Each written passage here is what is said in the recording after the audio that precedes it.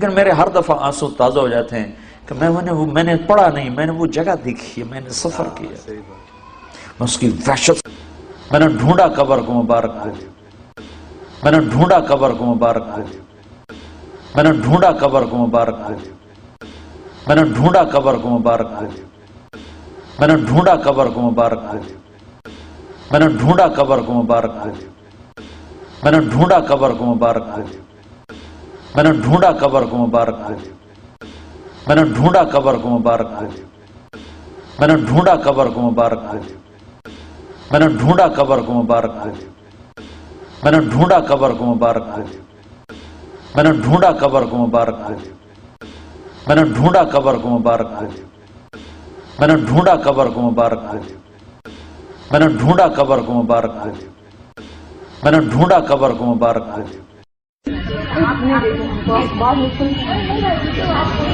بہنیں سوال کر سکتے ہیں۔ السلام علیکم، میرا سوال ذاکر بھائی سے ہے کہ ہمارے یہاں اسلام کو ایک نیا شکل دیا گیا ہے، وہ تبلیغی جماعت کے نام سے مشہور ہے، جس میں مسلمان جو ہیں وہ 40 دن اپنے گھروں کو چھوڑ کر مسجدوں میں رہتے ہیں، اور پھر اس میں ایک ایسی کتاب پڑھی جاتی ہے جس کا قرآن و حدیث سے کوئی تعلق نہیں، جھوٹی حدیثیں اس میں بھری ہوتی ہیں، فضائل اعمال یا پھر تبلیغی نصاب کے نام سے وہ مشہور ہے۔ آپ اس کے بارے میں برائے مہربانی تھوڑا سا واضح کر دیں۔ دوسری بات یہ کہ فاتحہ جو لوگ کرتے ہیں اور اس کو یہ صحیح سمجھتے ہیں بالکل، اس کے بارے میں آپ کی کیا رائے؟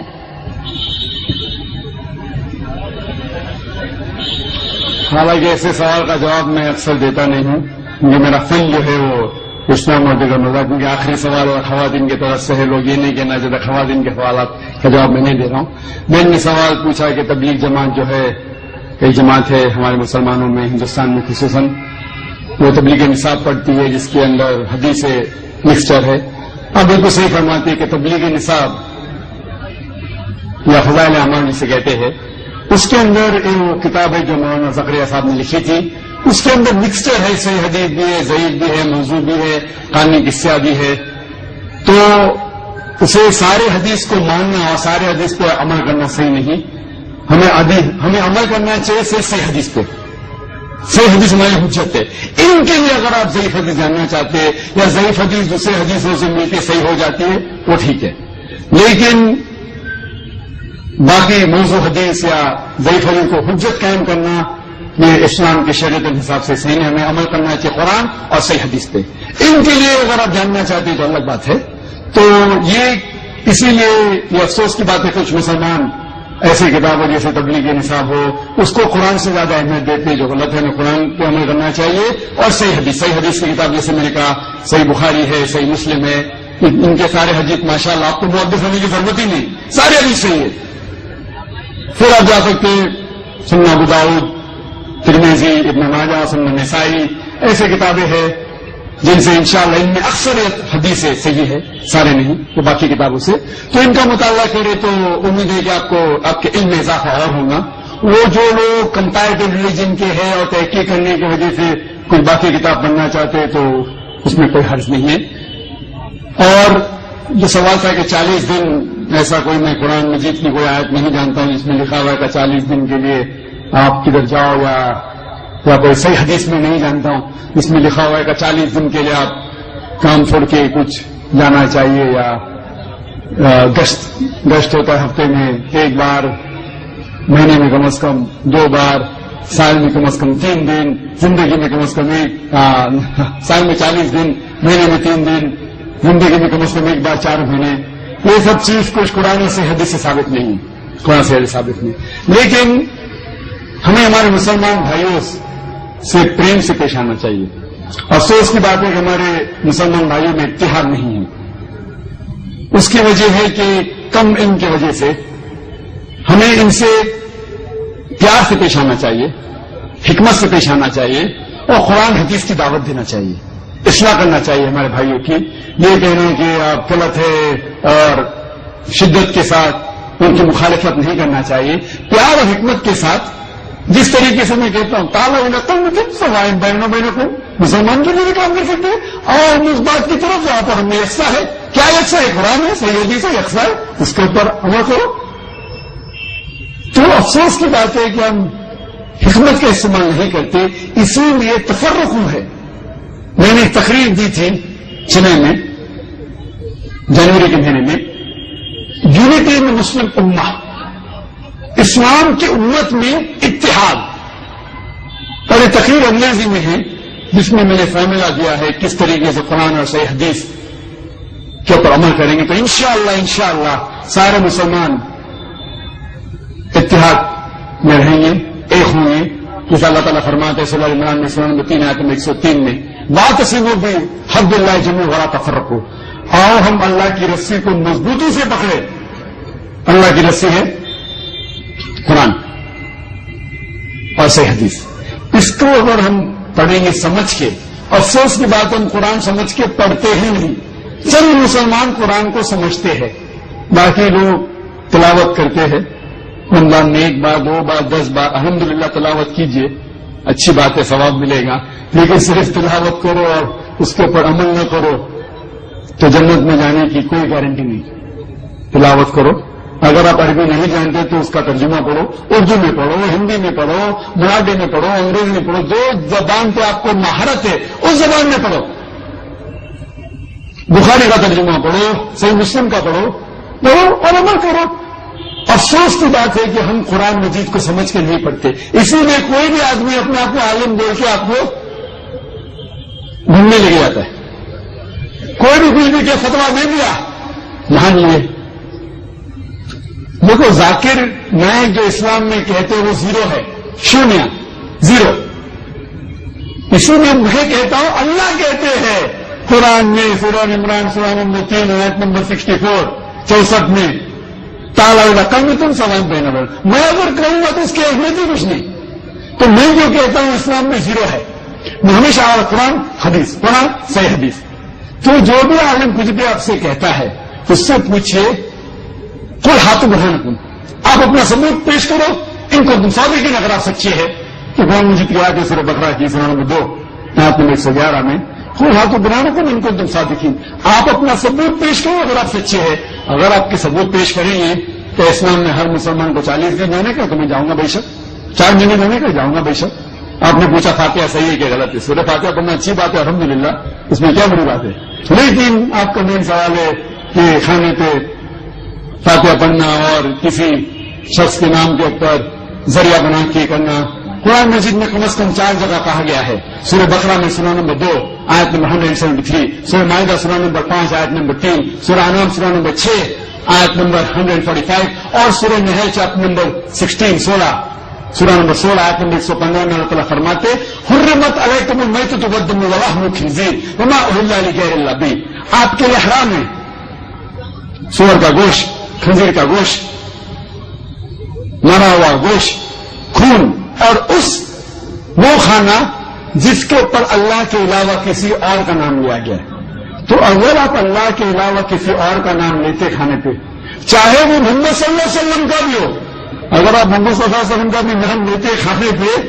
تو قرآن کی آیت کے حساب سے آپ کے لیے حرام ہے۔ تو باقی کسی کے پیر یا لینے کا اجازت ہے نہیں، تو میں نہیں کہہ رہا ہوں، آپ دیکھو کہ میں ڈاکٹر ذاکر نائک کہتے ہیں کہ اللہ کے علاوہ کسی کا نام لینا حرام ہے، میں کیا تو کچھ اس کی اہمیت بھی نہیں۔ آپ کہیے آپ کی سہیلی سے، آپ کے دوست سے کہ اللہ تعالیٰ فرماتے سورہ بقرہ میں سورہ نمبر 2 آیت نمبر 173، اللہ تعالیٰ فرماتے سورہ مائدہ میں سورہ نمبر 5 آیت نمبر 3، اللہ تعالیٰ فرماتے سورہ انعام سورہ نمبر 6 آیت نمبر 145، اللہ تعالیٰ فرماتے سورہ نحل سورہ نمبر 16 آیت نمبر 115۔ اگر یاد نہیں رکھ سکتے لکھیے، قرآن دکھائیے، اللہ تعالیٰ فرماتے وہ کھانا جس کے اوپر اللہ کے علاوہ کسی اور کا نام لیا گیا۔ تو اکثر جہالت کی وجہ سے کچھ ہمارے مسلمان بھائی بہن اس غلط فہمی کا شکار ہے، کیا یہ دین کے اندر یہ دین کا مسئلہ ہے؟ لیکن اس بات پہ میں اس جواب کو ختم کروں گا۔ شیخ ابن تیمیہ فرماتے ہیں، شیخ ابن تیمیہ جو الحمدللہ ثم الحمدللہ ایک بڑے عالم تھے الحمدللہ، وہ فرماتے ہیں کہ اگر کوئی مسلم کوئی دوسرے انسان کو سجدہ کرتا ہے یہ سمجھ کے کیا وہ ایک دین کا حصہ ہے، تو وہ شرک نہیں کر رہا ہے. اگر کوئی انسان، اگر کوئی مسلمان ایک دوسرے انسان کی سجدہ کرتا ہے یہ سمجھ کے کہ دین کا حصہ ہے تو وہ مشرک نہیں ہے تب تک جب تک آپ اسے یہ نہیں سمجھائے کہ یہ غلط ہے. تو اگر انجانے میں، جہالت میں اگر کوئی مسلمان بھائی کوئی غلط کام کر رہا ہے تو ہمارا فرض ہے کہ ہم حکمت کے ساتھ یہ سمجھائیں، اسے سمجھائے. اللہ تعالیٰ فرماتے ہیں سورہ نحل میں سورہ نمبر 16 آیت نمبر 125 میں ادعو الی سبیل ربک بالحکمہ والموعظۃ الحسنہ وجادلہم باللتی ہے احسن، کہ لوگوں کو بلا اللہ کی طرف حکمت کے ساتھ اور حکمت کے ساتھ اور اچھے طریقے ہے کہ ہم مسلمانوں میں اتحاد پیدا کریں قرآن اور حدیث کی روشنی میں. شیخ ابن تیمیہ کا جو قول ہے تو ہمارا فرض ہے کہ ہم جو مسلمان بھائی انجانے میں، جہالت میں کوئی غلط چیز کر رہے ہیں تو پیار سے سمجھائیے، حکمت سے سمجھائیے، قرآن کے ذریعے سمجھائیے. وہ آپس میں جھگڑا کرنے سے اختلاف بڑھیں گے اور ہم مسلمان اتحاد نہیں ہوں گے. تو میری گزارش ہے مسلمان بھائیوں سے اس سوال کے آخری جواب دیتے وقت کہ انشاءاللہ ہمارا فرض ہے کہ ہم قرآن کے اوپر چلے، صحیح حدیث پہ چلے، اس کے اوپر عمل کرے اور یہ پیغام مسلمانوں میں نہیں غیر مسلمان تک پھیلائے. وآخر دعوانا. اور جو سوال تھا کہ 40 دن ایسا کوئی، میں قرآن مجید کی کوئی آیت نہیں جانتا ہوں جس میں لکھا ہوا ہے کہ 40 دن کے لیے آپ کدھر جاؤ، یا کوئی صحیح حدیث میں نہیں جانتا ہوں جس میں لکھا ہوا ہے کہ 40 دن کے لیے آپ کام چھوڑ کے کچھ جانا چاہیے، یا گشت ہوتا ہے ہفتے میں 1 بار، مہینے میں کم از کم 2 بار، سال میں کم از کم 3 دن، زندگی میں کم از کم سال میں 40 دن، مہینے میں 3 دن، زندگی میں کم از کم 1 بار 4 مہینے. یہ سب چیز کچھ قرآن سے حدیث سے ثابت نہیں ہے. قرآن سے حدیث ثابت ہے. قرآن میں سورہ عمران سورہ نمبر 3 آیت نمبر 64 64 میں تعالیٰ کلمۃ سواء بیننا، میں اگر کہوں گا تو اس کی اہمیت ہی کچھ نہیں. تو میں جو کہتا ہوں اسلام میں 0 ہے. میں ہمیشہ قرآن حدیث، قرآن صحیح حدیث. تو جو بھی عالم کچھ بھی آپ سے کہتا ہے اس سے پوچھئے قل ہاتھ برہانکم،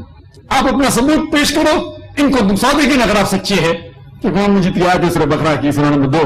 آیت نمبر 111 میں قل ہاتھ برہانکم ان کو تم صادقین، آپ اپنا ثبوت پیش کرو اگر آپ سچے ہیں. اگر آپ کے ثبوت پیش کریں گے کہ اسلام میں ہر مسلمان کو 40 دن جانے کا، تو میں جاؤں گا بے شک. 4 مہینے جانے کا جاؤں گا بے شک. آپ نے پوچھا فاتحہ صحیح ہے کہ غلط ہے، سورہ فاتحہ پڑھنا اچھی بات ہے الحمدللہ، لیکن میرے ہر دفعہ آنسو تازہ ہو جاتے ہیں کہ میں نے پڑھا نہیں، میں نے وہ جگہ دیکھی ہے، میں نے سفر کیا، میں اس کی وحشت، میں نے ڈھونڈا قبر کو مبارک کو، میں نے ڈھونڈا قبر کو مبارک کو، میں نے ڈھونڈا قبر کو مبارک کو، میں نے ڈھونڈا قبر کو مبارک کو، میں نے ڈھونڈا قبر کو مبارک کو، میں نے ڈھونڈا قبر کو مبارک کو، میں نے ڈھونڈا قبر کو مبارک کو، میں نے ڈھونڈا قبر کو مبارک کو، میں نے ڈھونڈا قبر کو مبارک کو، میں نے ڈھونڈا قبر کو مبارک کو، میں نے ڈھونڈا قبر کو مبارک کو، میں نے ڈھونڈا قبر کو مبارک کو، میں نے ڈھونڈا قبر کو مبارک کو، میں نے ڈھونڈا قبر کو مبارک کو، میں نے ڈھونڈا قبر کو مبارک کو، میں نے ڈھونڈا قبر کو مبارک کو، میں نے ڈھونڈا قبر کو مبارک کو. لیکن میرے ہر دفعہ آنسو تازہ ہو جاتے ہیں کہ میں نے پڑھا نہیں، میں نے وہ جگہ دیکھی ہے، میں نے سفر کیا، میں اس کی وحشت، میں نے ڈھونڈا قبر کو مبارک کو، میں نے ڈھونڈا قبر کو مبارک کو، میں نے ڈھونڈا قبر کو مبارک کو، میں نے ڈھونڈا قبر کو مبارک کو، میں نے ڈھونڈا قبر کو مبارک کو، میں نے ڈھونڈا قبر کو مبارک کو، میں نے ڈھونڈا قبر کو مبارک کو، میں نے ڈھونڈا قبر کو مبارک کو، میں نے ڈھونڈا قبر کو مبارک کو، میں نے ڈھونڈا قبر کو مبارک کو، میں نے ڈھونڈا قبر کو مبارک کو، میں نے ڈھونڈا قبر کو مبارک کو، میں نے ڈھونڈا قبر کو مبارک کو، میں نے ڈھونڈا قبر کو مبارک کو، میں نے ڈھونڈا قبر کو مبارک کو، میں نے ڈھونڈا قبر کو مبارک کو، میں نے ڈھونڈا قبر کو مبارک کو.